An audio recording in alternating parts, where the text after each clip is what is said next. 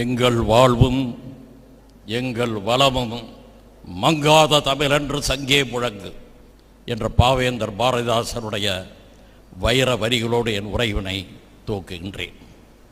இந்த இனிய விழா நம் எல்லோரும் கலந்து கொண்டு மகிழ்ச்சியிலே திளைத்திருக்கக்கூடிய விழா.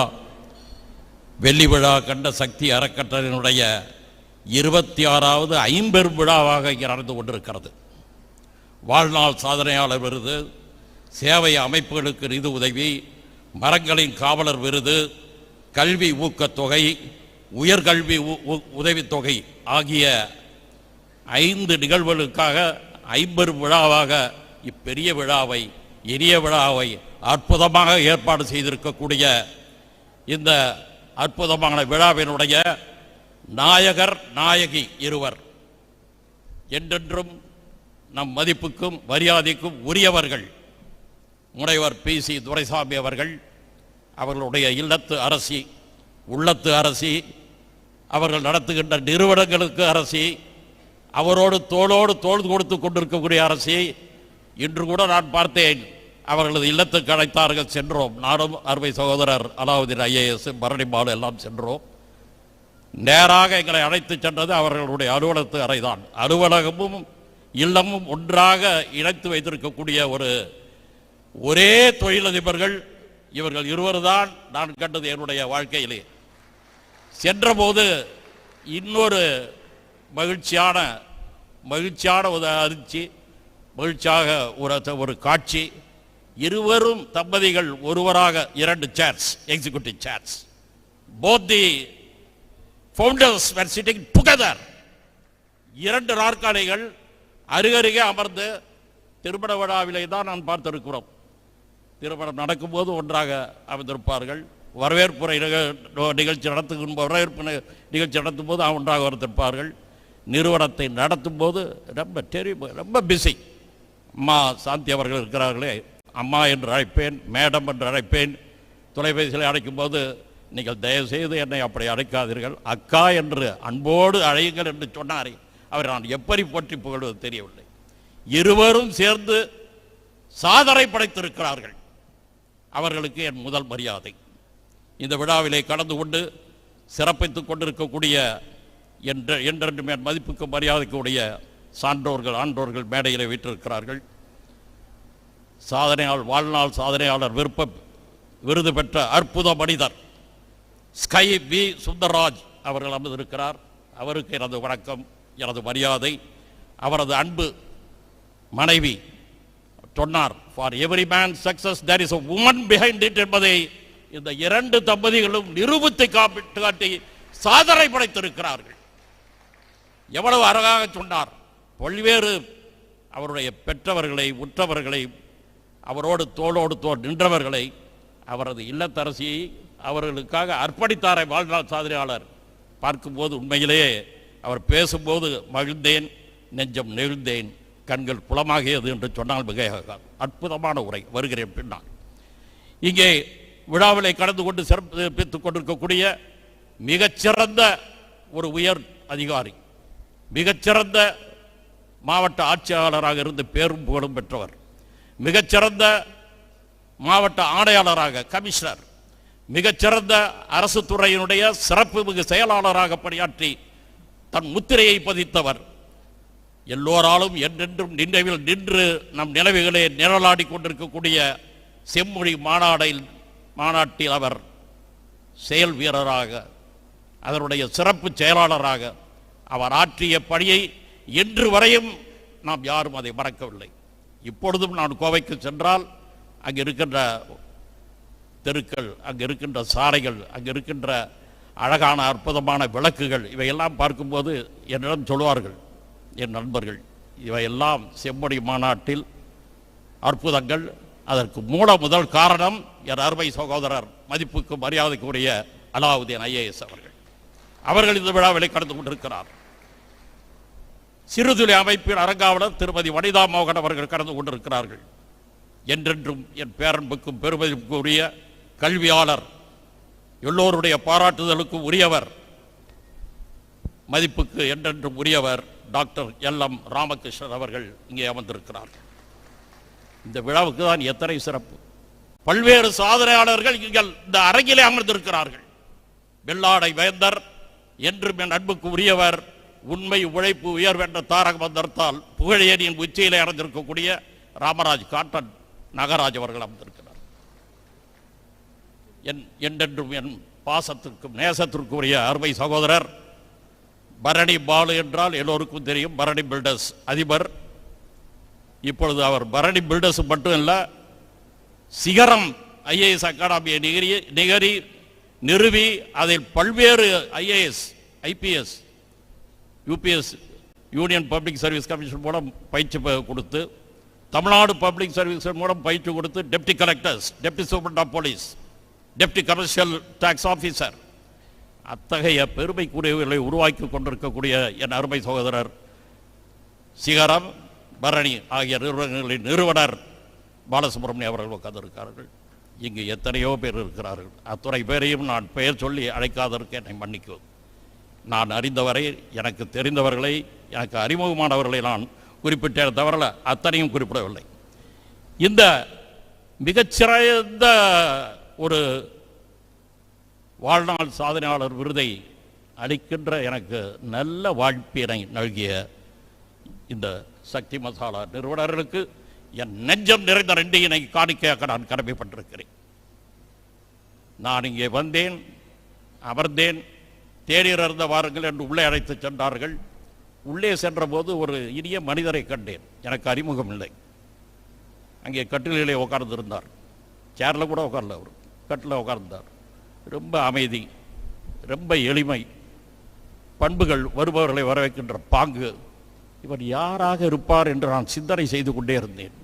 இங்கே வந்து உட்கார்ந்தேன், இங்கும் தான் பார்த்தேன். வாய்மை, தூய்மை, எளிமை அத்தனைக்கு இருப்பிடமாக திறந்து கொண்டிருந்த ஒரு மனிதரை இவ்வளவு நாள் நமக்கு அறிமுகமாகவில்லையே என்று நினைத்துக் கொண்டேன். அவர்தான் சாதனையாளர் விருது பெற்றார். மதிப்புக்கு மரியாதைக்குரிய ஸ்கை வான் உயர புகழை அடைந்து விட்டார் என்று எப்பொழுதே அடைந்து விட்டார். எத்தனை பெரிய தகுதிக்கும் திறமைக்கும் உடையவர் என்று நினைக்கும் போது, is a man of multifaceted personality என்று சொன்னால் யாரும் மறுக்க முடியாது. பல்வேறு திறன் கொண்ட ஒரு பண்பாளர். நான் அவரை எப்படி அழைப்பது? ஒரு பொருளாதார நிபுணர் என்று சொல்வதா? ஒரு விஞ்ஞானி என்று சொல்வதா? ஒரு அறிவுஜீவி என்று நான் சொல்வதா? எத்தனை சப்ஜெக்ட் தெரிஞ்சிருக்கார். விவசாயத்தை பற்றி பேசும்போது தரம், பொருளாதாரத்தை பற்றி புள்ளிவிவரத்தோடு பேசுகிறார். வெளிநாட்டிலே பாலைவனமாக இருக்கக்கூடிய ஒரு இடத்திலே எப்படி அற்புதமாக படைத்துக் கொண்டிருக்கிறார்கள், விவசாயம் எப்படி கொண்டிருக்கிறார்கள் என்று இயங்குகிறார். எத்தனை திறமைகள், எத்தனை அறிவு ஜீவிகளாக அவருடைய உள்ளத்திலே படித்திருக்கிறது. அவர் என்ன படித்திருக்கிறார் என்று எனக்கு தெரியவில்லை. அழகான அற்புதமான ஆங்கிலம், அழகான அற்புதமான தமிழ், அழகாக அற்புதமாக நம் சிந்தனையை தூண்டுகின்ற கருத்துக்கள் எடுத்து வைத்தார். எவ்வளவு நேரம் பேசினார். ஒரு பேப்பரை பார்க்கல, ஒரு நோட்ஸை பார்க்கல, எந்த புத்தகத்தையும் அவர் ரெஃபர் பண்ணல. எக்ஸ்டம்பர் ஸ்பீச் என்று சொல்வார்கள். அதுக்கு தகுதியான ஒரு மனிதரை நாம் இங்கே பார்த்தோம். கடல் மடை திறந்த வெள்ளம் போல் கருத்துக்களை அள்ளி தெளித்துக் கொண்டிருந்தார். நான் பிரமித்து உட்கார்ந்திருந்தேன். நானும் பல கூட்டத்துக்கு கலந்து கொண்டிருக்கிறேன், பல விழாக்களில் பேசியிருக்கிறேன், வழக்கறிஞராக பேசியிருக்கிறேன், நீதியரசராக பேசியிருக்கிறேன், பின்னால் அறிவுசார் சொத்துரிமை கழகத்தினுடைய தலைவராக பேசியிருக்கிறேன், உச்ச நீதிமன்றத்தினுடைய சீனியர் வழக்கறிஞராக பல விழாக்களில் கலந்து கொண்டிருக்கிறேன். என்னால் உண்மையிலே சொல்கிறேன், இவரை போல் பேசுகின்ற தகுதி எனக்கு இல்லை. இல்லை.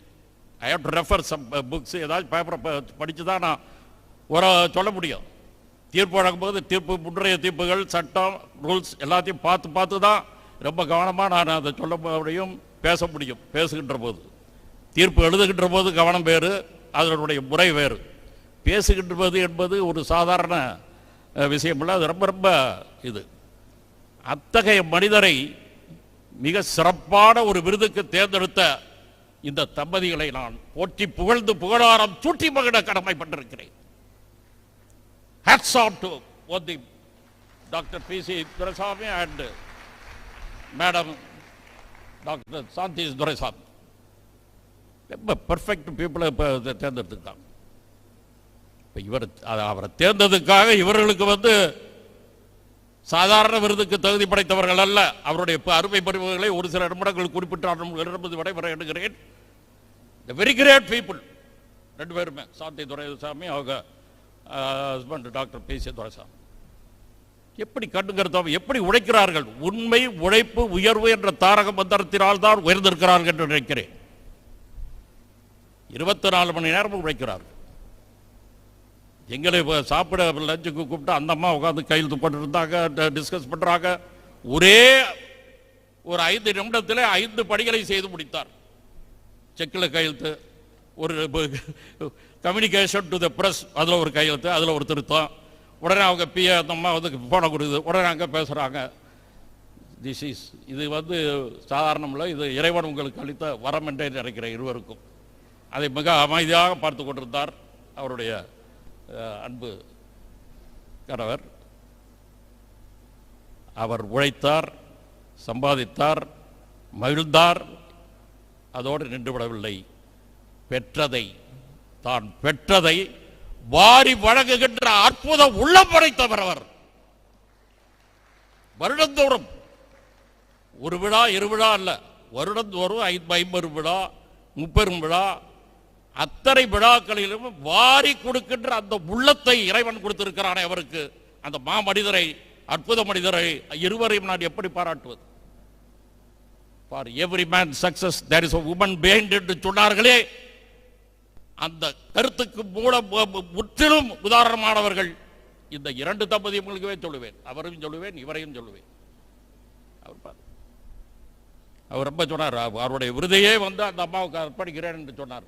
தாய் தந்தைக்கு சொன்னார், தன்னுடைய அன்பு மனைவிக்கும் சொன்னார், தன்னோடு சேர்ந்து உழைத்த உற்ற நண்பர்களுக்கும் தோழர்களுக்கும் சொன்னார். அவர் யாரையும் விடல. இப்படிப்பட்ட மனசு வர்றது ரொம்ப கஷ்டம்.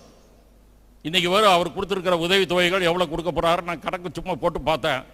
அது எவ்வளவோ கோடிகளுக்கு மேல் போகிறது. எத்தனை கோடி என்று நான் சொல்ல விரும்பவில்லை, விளம்பரமும் அவருக்கு பிடிக்காது. எத்தனை கோடி என்று நான் சொல்ல விரும்பவில்லை.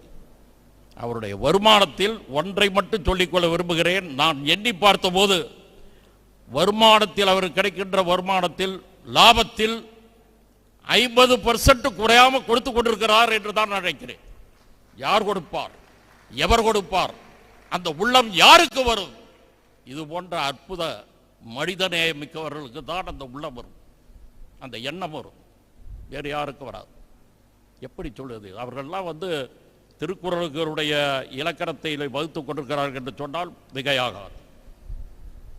வள்ளுவன் சொன்னாடே 2 வரிகளிலே எவ்வளவு அற்புதமான குரல்களை படைத்திருக்கிறான். ஈதல் இசைப்பட வாழ்தல் அது வல்லது ஊதியமில்லை உயிர்.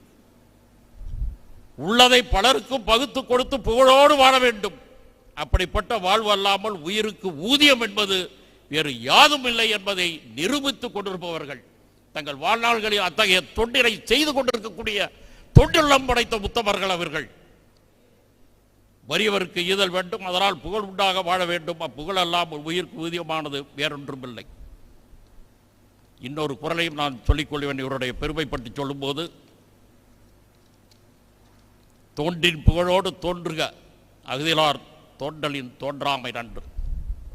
சரியான குரல். இவருக்கென்றே வள்ளுவ பெருந்தகை படைத்திருக்கிறான் என்ற எண்ணம் தான் எனக்கு தோன்றுகிறது. ஒரு துறையில் முற்பட்டு தோன்றுவதனால் புகழோடு தோன்ற வேண்டும். அத்தகைய சிறப்பு இல்லாதவர் அங்கு தோன்றுவதை விட தோன்றாமல் இருப்பதே நல்லது. அவர்கள் செய்யக்கூடிய மிக அற்புதமான ஒரு சேவை என்னவென்றால், இறைவனுடைய அற்புத பிள்ளைகள், இறைவனுடைய அற்புத படைப்புகள், மாற்றுத்திறனாளிகள் என்று சொல்கிறோமே, அவர்களுக்கு செய்கின்ற தொண்டு இருக்கிறதே, அதை நான் என்ன என்று சொல்லி பாராட்டுவது? அந்த பிள்ளைகளுக்கு, அவர்களுக்கு பள்ளி, அவர்களுக்கு உணவு, அவர்கள் உடுக்க உடை, அவர் வாழ்க்கையில் ஏற்றமும் முன்னேற்றமும் பெற்றிட ஊக்குவிப்பு, ட்ரைனிங். அவருடைய ஃபேக்டரியில் அத்தகைய மாற்றுத்திறனாளிகளை படியிலே அமர்த்தியிருக்கிறார்.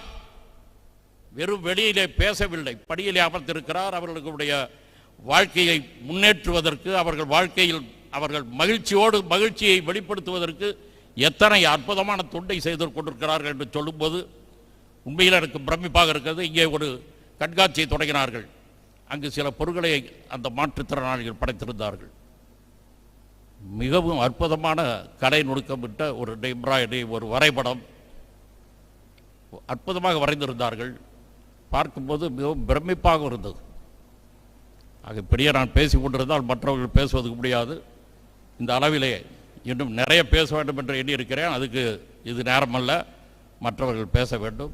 எனவே இந்த நல்ல வாய்ப்பு, மிக அருமையான வாய்ப்பு, இன்னைக்கு நல்கிய இந்த 2 உள்ளங்களுக்கும் நிறுவனர்களுக்கும் என் நெஞ்சம் நிறைந்த நன்றியினை காணிக்கையாக்கி உங்களிடமிருந்து விடைபெறுகிறேன். நன்றி, வணக்கம். விழா பேருரையாற்றிய மேனாள் நீதியரசர் அவர்களுக்கு மனம் நிறைந்த நன்றிகளை உரித்தாக்குகின்றோம். நமது சிறப்பு விருந்தினர் மேனாள்